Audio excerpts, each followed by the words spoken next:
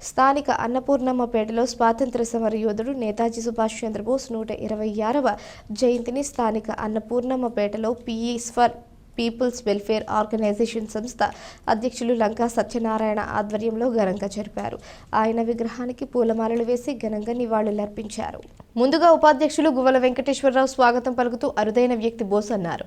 లంకా సత్యనారాయణ మాట్లాడుతూ సుభాష్ చంద్రబోస్ మీ రక్తం నాకు ఇవ్వండి, భారతదేశాన్ని బ్రిటిష్ వారి నుంచి విముక్తి కలిగిస్తారని చెప్పి ఆజాద్ హింద్ ఫౌజ్ స్థాపించి బ్రిటిష్ ప్రభుత్వాన్ని గడగడలాడించిన ధీరోదాత్తుడు బోస్ అని కొనియాడారు. నేటి యువత మాదక ద్రవ్యాలకు అలవాటు పడి నిర్వీర్యం అవుతున్నారని, వారిని తల్లి తండ్రి సక్రమ మార్గంలో పెట్టి దేశానికి వెన్నెముకగా తీర్చిదిద్దారని పిలుపునిచ్చారు. కార్యదర్శి దేవతా సుధాకర్, లకోజి వీరభద్రరావు, చల్లగాలి వెంకటరామరాజు, గుదే వెంకటేశ్వరరావు, సిరికి అక్కునాయుడు, కడియాల Veerabhadrarao, Tanketi Durgaprasad, Akasam Gowrish Babu, Kalupu Veerabhadrarao, Singalsetti Seshubabu, G Chandrasekhar, Y Suribabu, KLN Reddy, Pamidipalli Phanikumar, Vivara Satyanarayana పాల్గొన్నారు.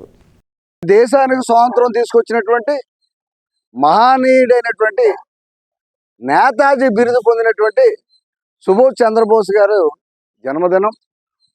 ఈయన 1897లో ఇవాళ కళ్ళకట్టాలోను, ఆ రోజు ఒరిస్సాలోను ఉన్నటువంటి కటక్ ప్రాంతంలో జన్మించినటువంటి వ్యక్తి. మరి ఇవాళ ఆయన బ్రతుకుంటే 127 సంవత్సరాలు వయసును. మరి బ్రిటిష్ వాళ్ళు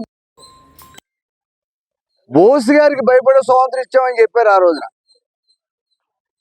మరి ఆ రోజున ఆయన స్వతంత్రం వచ్చే టైంకి ఇక్కడ లేకపోవడం, వేరే దేశంలో ఉండే ప్రమాదవశత్తు ఆ ప్రమాదంలో ఏమయ్యాడో తెలియని పరిస్థితి ఈ రోజు కూడా. మరి ఆ రోజున బ్రిటిష్ వాళ్ళు రవి అస్తమించినటువంటి సామ్రాజ్యం, అంటే ప్రపంచం అంతా కూడా బ్రిటిష్ ఆధీనంలోనే ఉండేది. అందువల్లే రవి అస్తమించిన సామ్రాజ్యం అనేవారు దాన్ని.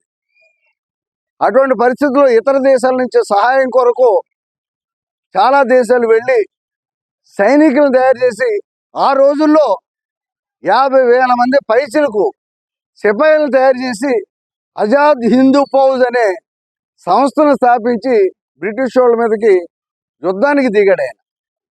మరి గాంధీ గారు శతమా వాళ్ళు ఇతరులంతా కూడా అహింసతో సాధించవచ్చు, మరి మా స్వాతంత్రం మాకు ఇవ్వండి అని బతిమాలే పరిస్థితి ఉండేది.